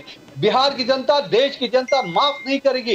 ये देश के यशस्वी प्रधानमंत्री नरेंद्र मोदी जी की सिर्फ मां का अपमान नहीं है, देश के 140 करोड़ जनता के मां का अपमान है, संपूर्ण ब्रह्मांड और विश्व के जीवों के मां का अपमान। डॉक्टर ढोने कुछ बोलना चाहेंगे इसके बारे में सर? हम नारी तु नारायणी यत्र नारस्तु पूजन्ते रमन्ते तत्र देवता यत्र नास्तु पूजन्ते सर्वथा प्लाक्रिया। हम उस मां की संस्कृति डॉक्टर ढोने, और मां को गाली would you like to reply, देना, ये sir? कोई अक्षम्य अपराध है। इसके लिए कांग्रेस पार्टी को माफी मांगनी चाहिए। Doctor Dhone, sir. और ये माफी मांगे या नहीं माने, हमें इनसे कोई उम्मीद नहीं है। Right, देश की sir. जनता को भी कोई उम्मीद जी, नहीं है। दुरुस्त बात है, सर। देश की जनता और कांग्रेस से पूछ रहे सर, अगर आपकी इजाजत हो कांग्रेस से पूछ रहे डॉक्टर ढोने साहब। डॉक्टर सर मोदी जी तो बोलिए डॉक्टर धोनी साहब। मोदी जी तो अपनी माँ का पिंडदान करने के लिए भी नहीं गए थे सर, लेकिन उनका नाम वो इलेक्शन के लिए बिहार के चुनाव में ले रहे। मेरे माँ के खिलाफ बोला, किसने बोला माँ के खिलाफ? तो आप क्या कर रहे हैं? सरकार आपकी है, आप जिसने नहीं, गलत बात है। मोदी जी के माँ को गाली देना बहुत ही गलत बात है, हम उसकी निंदा करते हैं। नहीं किया, ये बात की बात है। नहीं, हम उनके देखिए सुनिए, गाली दोगे? हम मोदी जी के माँ को कोई गाली देगा, हम उसका निषेध करते हैं। मोदी जी ने किसी की माँ को गाली देना बहुत गलत बात है। दिस इज नॉट हमारी बात सुन लीजिए, this is not in our religion. ये बहुत गलत है, ये शर्मनाक है। मैं इसका निषेध व्यक्त करता हूं। लेकिन क्या वो कांग्रेस का भी था कि नहीं? शब्दों में निंदा करता हूं। हम भी निंदा करते हैं सर, वो कांग्रेस का था भी कि नहीं था? ये कांग्रेस पार्टी भी निंदा करती है। जिसने भी मोदी जी के खिलाफ बोले उस पर कार्रवाई करो सर। सर सरकार आपकी अरेस्ट करो उसको। आपके राज में तो ऐसा हो गया, कल हमारे अकोला में मोर्चा निकाला सर। माँ का अपमान किया है आपने, संपूर्ण विश्व के माताओं का अपमान किया है। जी आप उनको बोल रहे थे सर। अपमान किया। अरे पांडे जी हो गया ना, सबने सुन लिया। माता का अपमान नहीं हुआ था। सोनिया गांधी के खिलाफ बोलते वो भी माता है, इंदिरा गांधी भी किसी की माता थी, वो माता नहीं, सिर्फ मोदी जी की माता है, बाकी लोगों की माता नहीं। कितना गलत जर्सी गाय मुद्दा है क्या? बारे में, इंदिरा गांधी के बारे में सर कांग्रेस की विधवा जर्सी गाय कांग्रेस की विधवा, ये मुद्दा है क्या? सौदागर कहा था, और उस मौत के सौदागर का जवाब पूरे देश की जनता ने। तो मतलब अगर कांग्रेस गाली देगी तो आप भी गाली देंगे? अरे सर छोड़िए ना, क्या बोलिए 50 करोड़ की गर्लफ्रेंड मुद्दा था क्या बोलते हैं सर अब डॉक्टर ढोने? लेकिन ये बात बताइए, क्या वो असल में कांग्रेस पार्टी का वर्कर था कि नहीं था? अगर वो कांग्रेस पार्टी का वर्कर था कि नहीं बताइए? नहीं, कांग्रेस पार्टी का कोई वर्कर नहीं था सर। पे क्या कर रहा था? दूसरी बात कैसे चला गया? आज नहीं, देश के विरोधी पक्ष नेता के स्टेज पे वो जाता है, वहां से गाली देता है। हाँ, ये कैसे आपके स्टेज सर? और चलिए ठीक है, अरे कांग्रेस का, अरे पांडे जी आप ही की बात बोलने वाला हूँ, 1 मिनट जरा रुक जाओ। देखिए, कांग्रेस पार्टी ने इस बात का निषेध किया है लेकिन मोदी जी अरे को तो मुद्दा पहले गाली चाहिए। दिलवा दो, बाद में निषेध मत कर दो, ये तो आपकी नहीं, नहीं, but AI नहीं, इमेज ऐसा कांग्रेस नहीं ने है। बनाया था, AI ऐसा- इमेज देखिए, दोने हम साहब तो इसका मोदी जी के खिलाफ कोई बोलते इसका हैं, हम तो कोई कहाँ आपको बोलते हैं, आप वापस ना बोलते नहीं हैं, बोल हम नहीं सकते। बोलते। दोने साहब, डॉक्टर और दोने आप साहब, जो बात कर रहे हैं ना कि मोदी जी के राज में ऐसा एक मजबूत प्रधानमंत्री मिला, मोदी जी के राज में ही तो लोगों ने धर्म पूछ के मारे हिंदुओं को इस देश में। पाकिस्तान के लोग आए, हिंदू है क्या पूछ के मारे। हाँ, तो हिंदुओं ने मोदी जी ने भारतीय उसका जनता जवाब पार्टी भी को दिया, वोट दिया। पाकिस्तान में घुसकर तो पाकिस्तान हिंदू को मारा, हिंदू होने के पाकिस्तान के बाद हिंदुओं को आतंकवादियों धर्म को पूछ मारा, के मारे। पाकिस्तान के सैन्य और ठिकानों को अरुणाचल ध्वस्त प्रदेश कर में दिया। लेकिन पहले चाइना घुसपैठ तो हुई ना, ये सर। हो रहा है। देश मोदी में जी का मोदी जी चप्पल के नीचे आने के गिरा बाद है। ही सर्जिकल स्ट्राइक हो रही है। सर, आज घुसपैठ तो हुई। पाकिस्तान में घुस के मारा जा रहा है आतंकवादियों को। चलिए ढोले साहब ये बताइए। फिर गए थे ओके, यहाँ, ओके, लाहौर ओके, तो गए थे, ओके। कहाँ क्या हुआ आगे? सैन्य ठिकानों को भैया ध्वस्त अमित किया ट्रम्प गया। ने बोला ये सीज पहली बार फायर, हुआ है, साहब पहली डर बार। गए। अच्छा ढोले साहब ये ट्रम्प ने बोला बताइए। सीज फायर, डर गए आप। अरे ट्रम्प ने ढोले साहब ये declare किया, बताइए। Cease fire. ढोले साहब एक मुद्दे पे आपके पास आता हूं मैं, जो जिसके बारे में अभी तक डिस्कशन नहीं हुआ इस शो पे। सीज फायर डीजीएमओ ने सर किया। Sir sir sir sir sir sir एक सेकंड। आज by the way operation Sindoor still continuing. Operation Sindoor अभी बंद नहीं हुआ है, ये भी आपको बता दूं। लेकिन ढोले साहब और उसके बाद अशोक यादव जी, मैं चाहूंगा कि अशोक यादव जी इस मुद्दे पर बात करें। हजरत बल को रिपेयर किया गया। हजरत बल जो श्राइन है, सल्लल्लाहु अलैहि वसल्लम का बाल है वहां पे, ये कहा जाता है। The prophet Muhammad's own strand of hair, may peace be upon him. उसको रिपेयर किया गया और बाहर आर्कियोलॉजिकल सर्वे ऑफ इंडिया ने बाहर की दीवार पर आर्कियोलॉजिकल सर्वे ऑफ इंडिया ने बोर्ड लगाया कि भैया इस तरीके से इस श्राइन को हम लोगों ने रिपेयर किया। और उसके ऊपर वो 3 शेरों का जो हमारा एम्बलम है वो लगाया गया श्रीनगर में। सर उसको तोड़ दिया गया, हर एक ने देखा। उस विषय के बारे में क्या कहेंगे? ये बहुत गलत है, तोड़ना राष्ट्रीय ध्वज को तोड़ना। राष्ट्रीय एम्बलम सर, राष्ट्रीय एम्बलम है। ध्वज हाँ, जो चिन्ह है राष्ट्रीय चिन्ह, राष्ट्रीय अशोक चिन्ह चिन्ह, जो- जिसको जी। ये जो अशोक चक्र नहीं सर, 3 शेर, 3 शेर राज मुद्रा बोलेंगे, राज मुद्रा। जी। हाँ, तो उसको जो तोड़ा गया हमने देखा है, बहुत गलत है, निंदनीय है।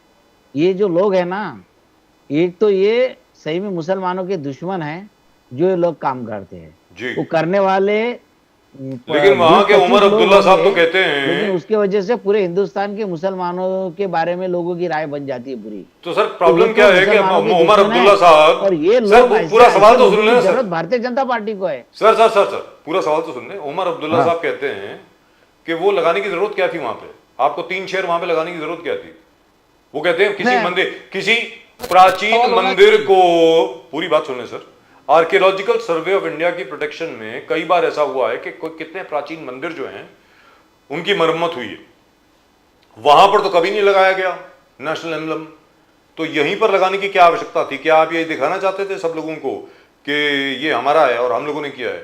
उमर अब्दुल्ला साहब ने कहा कि वो गलत है, कि एम्बलम वहां पे होना ही नहीं चाहिए था, ऐसा उन्होंने कहा। नहीं, उमर अब्दुल्ला साहब की गलत बात है जी। ऐसा नहीं है। देश का चलिए, अगर you and the BJP agree. कोई चिन्ह है जो इस देश का, जो तो अशोक यादव जी से पूछ लेता हूं हाँ, मैं। वो रहना चाहिए, उसमें कोई गलत बात नहीं योगी है। आदित्यनाथ जी। ने आप बहुत सरकार से पैसे लेने मत लो बोलना। हाँ वो आप पूछ लीजिएगा सर। ये छोटी सी बात मैं पूछ लूँ अशोक यादव जी से। अशोक यादव जी, वैसे मैंने देखा नहीं है कभी किसी भी मंदिर के सामने, प्राचीन मंदिर के सामने उसकी रिपेयर हुई हो और उसके सामने 3 शेर का एम्बलम लगा दिया गया हो। आर्कियोलॉजिकल सर्वे ऑफ इंडिया का बोर्ड होता है, लेकिन उस पर मैक्सिमम अशोक चक्रा होता है। ये 3 शेर का एम्बलम पहली बार लगाया गया है शायद कहीं पर भी। तो ये लगाने की आवश्यकता थी क्या, जैसे उमर अब्दुल्ला साहब बोल रहे हैं? और क्या इसको तोड़ना ठीक था? सर एक अशोक बात, यादव सर जी। अशोक यादव जी से पहले मैं एक बात बोलूंगा। हाँ बोलिए सर, बोलिए प्लीज। ऐसा है कि ये जो है ना, भारतीय जनता पार्टी के लोग इतने है ना, वो हर पल इलेक्शन की बात सोचते हैं। हर बार इलेक्शन, छोटा इलेक्शन से लेके पार्लियामेंट तक उनके दिमाग में हमेशा इलेक्शन रहता है। सर उनको आपको और सीखना चाहिए उनसे। तो वो उनका प्लानिंग रहता है कि हम ये लगाएंगे, आप तोड़ेंगे।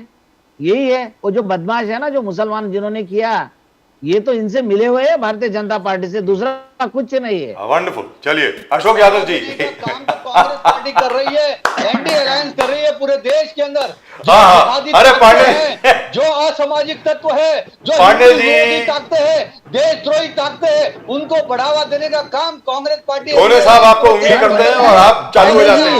सर आराम से। हम चाहते हैं पांडे जी हमारी बात सुनिए अभी। देश के अंदर पांडे जी एक बार सुन लीजिए हमारी बात। मुझे बताइए, आपने इतना लॉलीपॉप इनको खिला खिला के वक्फ बोर्ड बना दिया, ये अल्पसंख्यक आयोग बना दिया, ये और सारे मंदिरों को तो सरकार के अंडर में ले लिया, मस्जिदों मदरसों को क्यों नहीं लिया? मदरसों को फंड देने लग गए। आज मंदिरों के पैसे से रोड और हाईवे बन रहा है, डेवलपमेंट ऑफ कंट्री हो रहा है देश का, और मस्जिद और चर्च और मदरसों का हिसाब कौन लेगा भैया? क्यों हिंदुओं पे इतना अन्याय अत्याचार कर रहे हैं? वो तो अमेरिका लेगा ना सर। दामाद चर्च बनकर का इस देश में कितनी मस्जिदें हैं, समर्थन कितने चर्च है, जिहादी पैदा होंगे ना, ये नहीं इसका समर्थन इसका देने का हिसाब तो काम अमेरिका लेगा ना। और आपकी जो सरकार है, नेशनल कॉन्फ्रेंस का मुख्यमंत्री वहां से इन जिहादियों को समर्थन करता है, शर्म आनी चाहिए। Right, so अशोक यादव जी, अशोक यादव जी, योगी आदित्यनाथ जी ने फिर कंट्रोवर्सी स्टर अप कर दिया।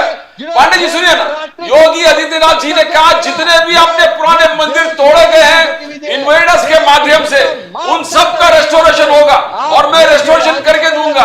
अभी राम मंदिर हो गया है, उसके बाद हम काशी मथुरा भी करने वाले हैं। तो ऐसे कंट्रोवर्शियल स्टेटमेंट को कैसे देखते हो अशोक यादव जी? क्या किस प्रकार से एक मिनट थोड़ा सा जिन्होंने हिंदुओं का धर्म पूछ के अशोक यादव जी, भैया हमने पाकिस्तान में घुस के मारा, इस देश में उनको हमने पाकिस्तान में घुस के मारा और हिंदू बलात्कार हो रहा है और भारतीय जनता पार्टी क्या कर रही है?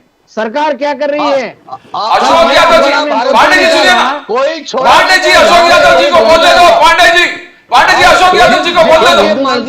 अशोक थोड़े सा बंद करो, वरना ये भारतीय जनता थोड़े सा पार्टी राज में हो रहा है। अशोक यादव जी में बलात्कार हो रहा है, हिंदुओं का धर्म अशोक यादव जी, ये तो सिर्फ भारतीय जनता पार्टी के राज में हो रहा। ये तुम्हारे 65 सालों का पाप है, ये कांग्रेस के 65 सालों का पाप है कि यहाँ पे लव जिहाद बढ़ रहा है, तो आप 11 साल से क्या कर रहे हैं? जिहाद बढ़ रहा है, 11 साल से क्या कर रहे हैं? धर्मांतरण बढ़ रहा है। जाओ देखो पंजाब की हालत, झारखंड की हालत, आज छत्तीसगढ़ की हालत, आदिवासियों की हालत, देखो किस तरह से कन्वर्जन हो रहा है। लेकिन ये बताइए सर, सालों का पाप है सर 11 साल से आपकी सरकार है, जिसको सर 11 साल से आपकी सरकार हम है, देश के खिलाफ होने वाले सर प्यार को प्यार मिलता है। अरे पांडे जी प्यार को प्यार मिलता है। आप अगर आदिवासियों को, दलितों को धूर्त भाव से देखेंगे, आपकी तरफ क्यों आएंगे? उधर ही जाएंगे ना। वो क्या बात कर रहे हो सर? आप अगर ठीक हो जाइए, वो भी ठीक हो जाएंगे। मैं तो पहले दिन से बोल रहा हूँ सर, आपने छत्रपति शिवाजी महाराज को नहीं छोड़ा, देने का काम किया, धर्मांतरित। अरे सर आपने, सर माफ कीजिएगा, आरक्षण देने का काम किया जो कन्वर्टेड धर्मांतरित लोग हैं। सर एक छोटी सी बात आपके सामने रखता हूँ, उनको भी रिजर्वेशन देने का काम। अरे शैलेश पांडे जी, कन्वर्टेड लोग हैं, शैलेश पांडे जी, शैलेश पांडे जी, पांडे जी, छत्रपति शिवाजी महाराज की बात जरा छोड़ दीजिए, वो फेवरेट सब्जेक्ट है डॉक्टर ढोने का। आपने तो संत तुलसीदास को नहीं छोड़ा। क्या बात कर रहे हैं? संत तुलसीदास जी ने जब रामायण लिखी, काशी के सभी ब्राह्मण उनके खिलाफ हो गए। तो कवितावली जो उन्होंने लिखी, क्या लिखते हैं संत तुलसीदास? मांग के खाइबो मसीत में सोइबो। क्या ये तुलसीदास जी ने लिखा है? मैंने नहीं लिखा। कवितावली पढ़ लीजिए संत तुलसीदास की। जिस मंदिर में वो रहते थे, वहां से वहां के ब्राह्मणों ने मिलकर के संत तुलसीदास को बाहर निकाल दिया। कहां पर पनाह मिली संत तुलसीदास को? मस्जिद में। मांग के खाइबो मसीत में सोइबो, ये संत तुलसीदास ने लिखा है सर। तो मेरा यह कहना है कि अगर वनवासियों के बीच में, जिसको बीजेपी वाले तो आरएसएस वाले, हम तो सब संघ के हैं, आरएसएस वाले तो उनको वनवासी कहते हैं, अगर उनको आप प्यार की नजर से, स्नेह से बात करेंगे, सब आपकी तरफ आ जाएंगे। मैं छोटा सा आपको एक इंसिडेंट बताता हूं सर आपके सामने, आपको शायद मालूम नहीं होगा सर। अरुणाचल में बहुत लोग क्रिश्चियन बन रहे थे, ईसाई बन रहे थे। आज की तारीख में एक शख्स हैं जो आरएसएस के थे वहां पे, वो अपना नाम लेना नहीं चाहते, वो 30 साल से वहां पे काम कर रहे थे। उन्होंने जाकर के कहा, यार पहले तो आप लोग हनुमान जी को मानते थे ना, तो ये क्रॉस के साथ में आप एक हनुमान जी की भी मूर्ति रख देता हूं, क्या फर्क पड़ रहा है? तो उन्होंने बड़े प्यार से जाकर के वहां पे मूर्ति रख दी। आपको मालूम है वहां के जो 50 गांव हैं उस इलाके के, वो सब के सब वापस हिंदू बन गए। इस तरीके से आदर से, संस्कार से, सम्मान से, सर सम्मान को सम्मान मिलता है, सीधी बात है। अगर आप किसी को तुच्छ भावना से देखेंगे तो वो भी आपकी तरफ तुच्छ भावना से ही दिखेगा। डॉक्टर ढोने आप कुछ बोलने वाले थे, बोलिए। हाँ सर, ऐसा है जी। कि मैं इस राजू जी, देश मैं में इजाजत इनका चाहूंगा, जो मुझे एक अर्जेंट जिसका- कार्यक्रम सर में क्यों जाना जा है। रहे हैं सर? मैं जवाब तो देखो, सुनते जाइए। जय अरे श्री सर राम, नमस्कार, इतना बढ़िया भारत डिस्कशन माता की चल रहा जय, था। वंदे तुलसी मातरम। तुलसीदास जी की बात सुन के जा रहे हैं। Thank you. मंगल भवन अमंगल हारी द्रवहु सुदशरथ अजिर बिहारी। राजेर बिहारी, भारत माता की जय, वंदे मातरम। जय सिया राम, जय हर श्री हर राम, महादेव, हर हर महादेव। हर हर महादेव। सर हाँ बोलिए सर, डॉक्टर ढोने अब आप बोले सर। ऐसा है सर कि ये इनका जो सनातन धर्म है ना, जी सनातन धर्म या जिसको ये बोलते हैं कि हमारा हिंदू धर्म जो बोलते हैं, इनका हिंदू धर्म, हमारा तो अलग धर्म है हिंदू धर्म, इनका हिंदू धर्म अलग है। तो इनके सनातन धर्म में तो ऐसा था कि जो मुसलमान बन गया वो वापस आया भी तो उसको किस धर्म में लेंगे, उसके साथ कौन संबंध रखेगा, उसको कौन बेटी देगा, इस तरह के उससे रिश्तेदारी कौन रखेगा, ये मामला था। तो शिवाजी महाराज ने जो नेताजी पालकर थे, जो मुस्लिम बन गए थे, तो उनको फिर से हिंदू बनाया और उनको अपनी बेटी दी नेताजी पालकर को। जी तो ये शिवाजी महाराज थे जिन्होंने ऐसा किया। लेकिन इस देश की वर्ण व्यवस्था को ये मंजूर नहीं था, तो इन्होंने कभी ऐसा नहीं किया। ये जिनको सनातन धर्म वगैरह बोलते हैं, और इनका जो भारतीय जनता पार्टी आरएसएस का जो धर्म है ना, इसमें तो बिल्कुल बर्दाश्त नहीं है। तो इसीलिए ये धर्म छोड़ के लेकिन लोग सर जा रहे हैं जितनी दूसरा मुसलमान कुछ संस्था हैं वो तो बोल रहे हैं कि आप लोग शुद्धिकरण करवा रहे हैं, मुसलमानों को वापस हिंदू बना रहे हैं। सर वो क्या दोनों तरफ थोड़ी चल सकते हैं आप? क्या वो विश्व हिंदू परिषद वाले, आरएसएस वाले, वो तो बहुत शुद्धिकरण कर रहे हैं, वो सब बोल रहे हैं वापस आओ भाई। क्या कर रहे हो तुम लोग? तुम तो गलती से आपके दादा परदादा जो है मुसलमान बन गए थे, अब आप लोग हिंदू बनिए वापस।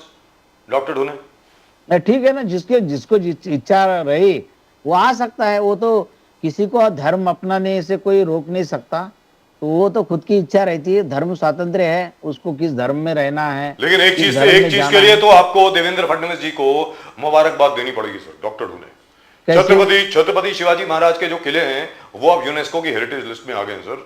और उनके ऊपर मैंने सुना है मतलब मीटिंग भी हो गई है, कोई बजट वगैरह भी अनाउंस किया गया, अभी काम शुरू नहीं हुआ है। I hope the work starts नहीं, हो जाएगा, वो काम भी शुरू हो जाएगा और वो फिर से ढह जाएंगे किले बिल्ले जो भी है। इनके जो इन्होंने जो पुतला बना जल्दी से वो टूट गया था, तो ये ऐसे है सर, ये इनका कुछ नहीं, इनका बहुत बेकार काम है। क्वालिटी नहीं काम में, और शिवाजी महाराज के तो खिलाफ में है ये लोग, पहले से खिलाफ में। दोनों साहब, मगर जब भी राहुल गांधी जी अपने अंतरात्मा को टटोलने की बात करते हैं आपका नुकसान हो जाता है।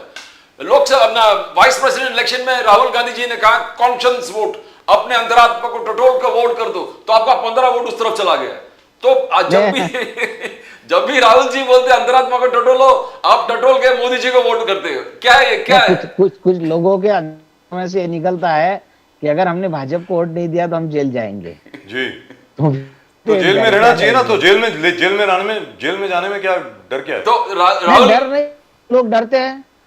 तो राहुल गांधी जी को बोलना नहीं चाहिए अंतरात्मा? संजय राउत साहब जाके आ गए जेल में। सर टोटल 100 दिन तक जेल 427 में वोट्स थे सर, टोटल 427 वोट थे एनडीए के, 427। आप लोगों के शायद कोई 300 के करीब थे या 400 के करीब, जो भी थे 312 312 के करीब थे। तो इनको 452 कैसे मिल गए? 15 वोट के नहीं, सब लोग कहते हैं, नहीं सब लोग बीजेपी के सब लीडर कहते हैं कि राहुल गांधी जी के जो एडवाइस थे सब लोग सीरियसली ले लिए, अंतरात्मा को टटोला और मोदी जी को वोट दिए। तो नहीं, ठीक है ना, राहुल गांधी के कुछ ना कुछ तो कोई बात उन्होंने मानी कि लोग राहुल गांधी जी के मानते हैं जी, बोला तो सही, मगर फायदा ऐसा मोदी है, जी। लोग जो है ना खुद का इंटरेस्ट देख के कुछ लोग करते हैं। But I still can't figure out this, Dr. Dhone, strictly between us. Let's be very clear. Personally speaking, the Congress should be very clear. Congress को बहुत clarity होनी चाहिए sir, especially with regard to playing Pakistan. Pakistan के साथ match नहीं sir, उसमें Clarity शमा होनी चाहिए, मोहम्मद सर। ने भी आज बोला है सर बड़े लीडर ने नहीं बोला है, शमा मोहम्मद जो है उन्होंने बोले हैं। जी। और चंडीगढ़ के कांग्रेस के जो चीफ स्पोक्स पर्सन थे उन्होंने भी बोला था कि भाई ऐसा, उन्होंने इनको भी बोला था मनीष तिवारी को कि ये मुद्दे को आप संसद में उठाओ। तो कांग्रेस का भी रुख तो है ऐसे ही है। कि और उनके किसको खिलाफ नहीं बोले? है। दोनों साहब हो किस- सकता है बड़े नेताओं ने इस मुद्दे पे नहीं बोला होगा, ठीक है। सर सभी कांग्रेसी तो आज बीसीसीआई में है सर। और मनीष तिवारी जी को अगर बोला होगा तो कैसे ले लेंगे? वो तो खुद एम्बेसडर बन के गए थे मोदी जी का। मनीष तिवारी हो गए, Karti Chidambaram, many of them, तो शशि थरूर हो गए, फिर वो दूसरा वो सलमान खुर्शीद हो जी। गए। आप इनको रेस करने बोलेंगे तो दोनों साहब तो नहीं होगा। वो तो किस तरफ है सबको मालूम है। नहीं ठीक है, लेकिन सर जनता में इस बारे में अच्छी भावना नहीं है। लोगों का कहना है कि भाई आप उनके साथ कैसे खेल सकते हैं। दुरुस्त बात। और पाकिस्तान जो है ना सर, इमरान खान के वक्त का पाकिस्तान अलग था। अभी जो ये बना आसिम मुनीर जो है, ये तो हिंदू विरोधी बात करता है, भारत विरोधी बात करता है। तो वो उस देश में ऐसा हो गया कि जो भारत के खिलाफ बोलेगा उसी को शायद सत्ता देने का ऐसा उनको लग रहा है कि अपने को सरकार में आ सकते, इसीलिए हो रहा है। तो भारत के साथ संबंध खराब ही रहेंगे, अच्छे होने की कोई उम्मीद नहीं है। तो सर चलते चलते ये भी बता दें कि जो वोट चोरी का जो मामला है ये कहां तक पहुंचेगा, आपको क्या लग रहा है? नहीं क्योंकि सर, अभी बिहार के देखिए अंदर हम पूरी बात सुन लें सर। कल हम सर यवतमाल गए थे। पूरी बात सुन लें। बिहार के अंदर आपको भीड़ बहुत आ रही है, बहुत सपोर्ट मिल रहा है, इसमें कोई दो राय नहीं है। हाँ, ज्यादातर सपोर्ट वो आरजेडी का है, आपका नहीं है, लेकिन फिर भी आ रहा है, बहुत लोग आ रहे हैं। तो आप ये बताएं सर, क्या है कि हर जगह पर चर्चा सिर्फ यही है, वोट जिस मर्जी को दो, हमें कोई प्रॉब्लम नहीं है, वोट आएगा बीजेपी को ही। तो सर आप ये बताइए, इसके खिलाफ आप कैसे करेंगे, ये बताइए ना डॉक्टर। नहीं सर, अभी तो शुरू है जी हम जो बारकाई से देख रहे हैं बूथ लेवल तक कि भाई आपके बूथ में ये वोटर है। अभी आप जरा ढूंढिए कि इसके अलावा ये रहते हैं कि नहीं रहते। कल भी हमारी यवतमाल में बैठक हुई थी कांग्रेस की, जी तो मैं भी एक विधानसभा का प्रभार इंचार्ज था, यानी इंचार्ज हूँ। तो वहाँ पे सब लोग मिले, तो हमने ऐसा तय किया कि भाई वोटर लिस्ट लेके हम बैठेंगे और उस गांव के लोगों को पूछेंगे कि ये लोग आपके गांव में है या नहीं है, कि बाहर गांव से आया है। तो इस तरह से अब ये धीरे धीरे चालू हो जाएगा। और दूसरी चीज क्या है कि जो चलते भी सर इसके ऊपर आपने क्या सोचा सपकाल है? जो है जी। सर जी हमारे जो अध्यक्ष है, प्रदेश अध्यक्ष हर्षवर्धन सपकाल जी, जी उन्होंने इतना अच्छा माइक्रो प्लानिंग किया है। वो राहुल गांधी के बहुत करीबी भी है और इसीलिए उनको अभी प्रदेश अध्यक्ष बनाया। तो उन्होंने इतना माइक्रो प्लानिंग किया है कि हर विधानसभा के लिए उन्होंने एक एक इंचार्ज नियुक्त किया है और इंचार्ज को बताया कि अपने को क्या क्या काम करना है।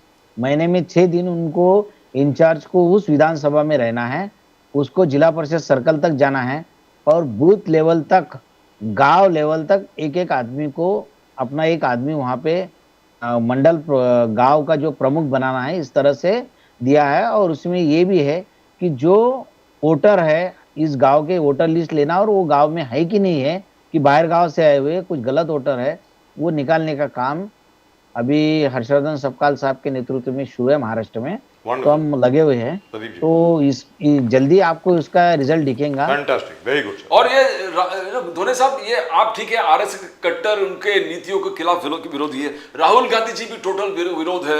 अब देखो सावरकर सावरकर सावरकर बोल के, सत्य की सावरकर, हिमानी सावरकर, आपने इतना बड़ा भीड़ गोडसे सबको, तो किस प्रकार से अलग अलग कोर्ट्स पे केस चले हैं, राहुल गांधी जी को एटेंडेंस देना पड़ रहा है, डिफेंड करना पड़ रहा है। तो क्या आपको लग रहा है कहीं ना कहीं थोड़ा गलती हो गया आपसे कि सावरकर को इतना स्ट्रेस नहीं करना चाहिए, सावरकर इशू को?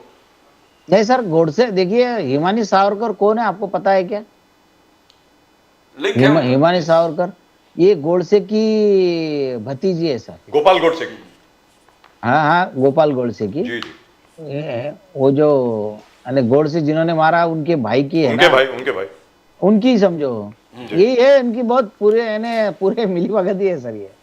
यही लोग है, इनकी विचारधारा भी वैसी है, सेम। लेकिन गोपाल गोडसे साहब जो हैं और वीर सावरकर साहब जो, the actual link with the RSS is very much there. उन्होंने तो खुद लिखा है, मैंने तो गोपाल गोडसे जी का तो मैंने इंटरव्यू भी किया था, उन्होंने तो खुद लिखा है कि भाई ठीक है, हम नाम के वास्ते हिंदू महासभा में थे, लेकिन हमारे घर में तो आरएसएस ही थी, ऐसा करके बोलते हैं वो। लेकिन ऐसा बोला उन्होंने, लेकिन क्या है अब, तो Rahul Gandhi was not wrong, let's be very clear. I don't even know why the RSS is not owning Nathuram Godse, कि भाई ठीक है थे, अब गलती हो गई उनसे, तो क्या कौन सी बड़ी बात हो गई, मतलब we condemn it. Atal Bihari Vajpayee ji ने ना जाने कितनी मर्तबा बोला है कि नथुराम गोडसे जिन्होंने जो किया वो बड़ी घिनौनी हरकत थी, बिल्कुल नहीं करना चाहिए था, किसी को मारना, मतलब ये क्या मतलब हुआ। अब जब उमा भारती जी ने भी अभी बहुत अच्छे शब्दों में बोला है जी, और जहाँ तक उमा भारती जी का प्रश्न है, उमा भारती जी वो पता नहीं क्या है कि वो मुख्यमंत्री थी मध्य प्रदेश की, और उसके पहले राम जन्मभूमि मूवमेंट में सबसे अग्रसर थी, उन्हीं को बाहर कर दिया गया। तो वो विनय कटियार कहाँ है सर? विनय कटियार जी मगर सर आप ही से सीखे हैं ना, आप लोगों ने भी ऐसे ही किया ना। जितने भी कांग्रेस के जितने लोग लॉयलिस्ट थे, जो इतना ज्यादा काम करते थे, वो सब बाहर हो गए। और मोदी जी के जब पूछे कि लीडरशिप इंस्पायर कौन से हुआ, तो आप कहते हैं कि I am inspired by spiritual leadership of Mahatma Gandhi. जी आप इतने मोदी जी के विचार, आप क्या उनको ठीक नहीं समझते हो कि मोदी जी कह रहे कि I am influenced by spiritual leadership of Mahatma Gandhi, और मोदी जी को आप सावरकर और गोडसे किस प्रकार से आप देखते हो दोनों साहब? नहीं सर, मोदी जी तो ये भी बोलते हैं, उनकी तो मजबूरी है बोलना, वो गांधी जी के खिलाफ बोल नहीं सकते। दिल में होगा उनके गांधी जी के खिलाफ भावना, लेकिन ऊपर से बोल नहीं सकते। उनके स्वयंसेवक बोलते हैं, उन्होंने तो बोले कि जब गांधी फिल्म आई थी उसके बाद लोगों को मालूम पड़ा गांधी क्या है। ये तो मोदी जी के शब्द है, तो कितना सम्मान करते हैं सर। वो तो उल्टा तुषार गांधी भी बोलते हैं। आइंस्टाइन जो थे साइंटिस्ट, उन्होंने बोले थे, आइंस्टाइन ने बोला था जी, कि जी, भाई बोला था। गांधी जी जैसा एक कोई इंसान इस दुनिया में था और इस तरह से रहते थे, सिंपल रहते थे, उनके विचार ये थे, आगे आने वाली पीढ़ियों को बताएंगे तो कोई तो मानेगा लोग नहीं। मानेंगे नहीं कि ऐसा Correct. कोई व्यक्ति हो सकता है। जी दुरुस्त बात। तो ये ऐसा आइंस्टाइन ने बोला, इन्होंने कितना सम्मान किया। दूसरी तरफ मोदी जी बोले कि जब गांधी फिल्म आई उसके बाद लोगों को गांधी जी के बारे सर में वो पता तो चला। तुषार गांधी भी बोलते हैं कि आजकल जो गांधी जी का नया पुतला बन रहा है वो बेन किंग्सली जैसा दिखता है, गांधी जी जैसा दिखता ही नहीं है, ऐसा करके बोला। और सबको बेन किंग्सले याद है Gandhi. Anyway, thank you so much sir, all the very best to you. Thank you. Doctor Dhone, आप तो खैर क्रिकेट देखेंगे नहीं, हम तो देखेंगे सर। उम्मीद करते हैं कि भारत की जीत हो कल, लेकिन फिलहाल thank you very much for joining us sir. Sir एक और एक बात बोलनी थी। बोलिए सर। आपका जो नेशन नाउ का लोगो है उसमें रियल पीपल्स चैनल, जी तो इसका मतलब ऐसा लग रहा है कि सच्चे लोगों का चैनल। जी लेकिन मैं एक आपको ऐसा सुझाव दे रहा हूँ कि द पीपल्स रियल चैनल, हाँ हाँ, ये सच्चा चैनल है जनता का। क्या बात है। The people's real channel, so we'll have to talk to janata people. का सच्चा चैनल। क्या बात है। तो थैंक यू। बजाज साहब को भी ट्रेडमार्क में अप्लाई करना पड़ेगा, चेंज ऑफ लोगो। नहीं, ऐसा लग रहा है रियल पीपल चैनल है ना, ऐसा लगता है this is copyright, this is our सच्चे कॉपीराइट, लोगों का चैनल। दिस इज आवर लेकिन मैं कॉपीराइट। चाह रहा कि लोगों का सच्चा चैनल। चलिए वो भी अप्लाई कर देते हैं, अगर वो भी कॉपीराइट मिल जाए तो अच्छा। वो times of India already Bajaj साहब पे केस फाइल किया है, बोलते हैं हमारा राइट है। ये आप कहाँ ये नेशन नाउ आपने कैसे डाल दिया, ऐसा करके बोला उन्होंने। फिलहाल लड़ रहे हैं उनके साथ, लेकिन thank you so much sir, thank you very much sir. नमस्कार। ठीक है, नमस्कार। नमस्कार। जय। So Pradeep ji, Mr. Modi in Manipur, I am very very happy. I hope the peace remains in Manipur. Manipur के अंदर आगे कोई जंग ना हो, उम्मीद यही कर सकते हैं। और अशोक यादव जी पहले आए, फिर गए, फिर वापस आए, फिर चले गए, पता नहीं। आई थिंक जो पांडे जी और उनके डॉक्टर ढोने के बीच में जो जुगलबंदी चल रही थी, वो शायद उनको लगा कि यहाँ पर मिले सुर मेरा तुम्हारा नहीं होने वाला है, तो इसलिए वो चले गए। लेकिन एक चीज़ तो है, एक चीज़ तो माननी पड़ेगी, भले आप जो मर्जी कह दीजिए। जहाँ तक कि मोदी जी का प्रश्न है, मोदी जी ने काम तो किया है साहब, उसमें कोई दो राय नहीं है। और जहाँ तक मोदी जी का सवाल है, जिस प्रकार मोदी जी ने भारत की छवि पूरी दुनिया में, पूरे विश्व के अंदर एक जो अपनी धाक बना के रखी है, वो तो मानना पड़ेगा। जिस प्रकार ट्रंप ने कोई हथकंडा नहीं छोड़ा ट्रंप साहब ने कि किसी भी तरीके से मोदी जी को डिस्टर्ब किया जाए, but Modi didn't get disturb, Modi just stared back at him. The world admires that. अब जो कहाँ the whole world leaders admire that, Modi's defiance and Modi's interest to protect his own domestic industry. That's it. Everybody applauds it. Well, he's never buckled under pressure. That's it. And if the Americans, they want to continue, why 100%? As somebody from the government had said, make it 1000%. We are not concerned. You'll have to pay for it. हमें क्या लेना देना? भले we are not concerned, वो 50% देगा, 1000% दे, उसे क्या होने वाला है? आपने महंगा तो कर दिया ना। हमारे प्रोडक्ट्स आपने महंगे किए तो आपको ज़्यादा देने पड़ेंगे अगर आप चाहते हैं हमारे प्रोडक्ट्स खरीदना, और अगर आप नहीं चाहते खरीदना तो जय राम जी की क्या है उसमें। Nothing that we can do. These are American policies and once again let me re-emphasise, ये जो ट्रम्प साहब ने टैरिफ लगाए हैं ये अमेरिकी ग्राहकों को देने पड़ेंगे। भारत का इसका कुछ लेना देना नहीं है। Maximum that Indian exporters can do is perhaps lower their prices a little bit or hope that the dollar becomes stronger. हमारे एक्सपोर्टर्स के बहुत ही फेवर में होगा अगर आज $1 की कीमत प्रदीप जी 100 रुपए से ऊपर हो जाए। Correct. अगर 100 रुपये से ऊपर हो गई तो टैरिफ्स का कोई प्रॉब्लम नहीं है फिर उसके बाद, if that happens. But if that happens then we have to pay more for oil, we have to pay more for everything else, and that will be terrible. In any event we have to strike a balance. Well that's it, that's all we have got for you in tonight show. आज के show में सिर्फ इतना ही. From both Pradeep ji and myself, आप सब लोगों को नमस्कार. कल इंडिया पाकिस्तान का मैच देखिए. एंड अगर आपने चैनल को सब्सक्राइब नहीं किया है, प्लीज सब्सक्राइब कीजिए. Do subscribe to this channel. Pradeep ji ने बोला नहीं, fastest growing I channel. was sir बोल just- दीजिए. the fastest growing channel of the nation. Nation Now, the fastest Nation Now. growing channel of the nation. The real people's channel. Yes.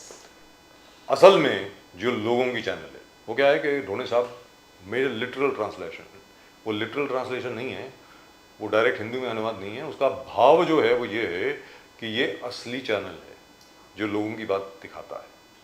That's it, that's all we got for you in tonight show. आप सब लोगों को नमस्कार.